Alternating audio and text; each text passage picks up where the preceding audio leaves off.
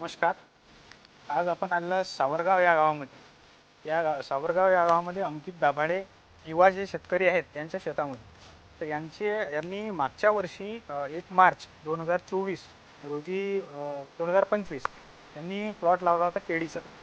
तर यांची आज कटिंग चालू आहे. तर यांनी यांचा माल जो आहे हा इराण डायरेक्ट दुसऱ्या देशामध्ये एक्सपोर्टसाठी हा माल दिलेला आहे. त्यांनी एकदम अथक मेहनत करून चांगल्या परिश्रमानं हा प्लॉट डेव्हलप केलेला आहे. आणि हा प्लॉट डेव्हलप करून त्यांनी आपल्या देशात नाही दुसऱ्या देशात इराण देशामध्ये एक्सपोर्ट केलेला माल आहे आणि एक्सपोर्ट क्वालिटीचं मटेरियल त्यांनी काढलेलं आहे. तर आपण त्यांच्याकडून ऐकून घेऊ की त्यांनी या प्लॉटसाठी काय मेहनत घेतली. सांगा भाऊ, तुम्ही या प्लॉटला काय मेहनत घेतली म्हणजे हा प्लॉट आपला असा डेव्हलप झालेला आहे. नमस्कार मित्रांनो, माझं नाव अंकित उद्धव दाभाडे, राहणार सावरगाव, तालुका जळगाव, जामोद, जिल्हा बुलढाणा. मी सतत सोयाबीनची लागवड करत होतो, पण त्यामुळे त्या उत्पन्नात खूप घट झाली आणि भाव पण भेटत नव्हते.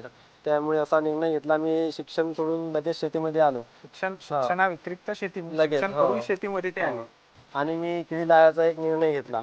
नवीनच वर्ष होता, आमच्या भागात खूप केळीची लागवड खूप कमी आहे. त्यामुळे म्हटलं उन्हाळ्यात लागवड केली मी.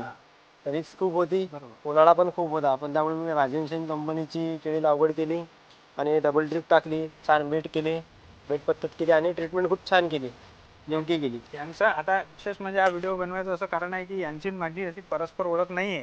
परंतु यांनी मला व्हॉट्सअपवर फक्त फोटो टाकायचे, मी यांना व्हॉट्सअपवर सांगत होतो, फोटो टाकायचे व्हॉट्सअपवर सांगत होतो. आणि यांची एक अथक परिश्रम या प्लॉटसाठी. त्यामुळे आज त्यांना या परिश्रमाचं फळ म्हणजे त्यांचा जो प्लॉट आहे हा दुसऱ्या देशामध्ये इराण या देशामध्ये एक्सपोर्ट झालेला आहे.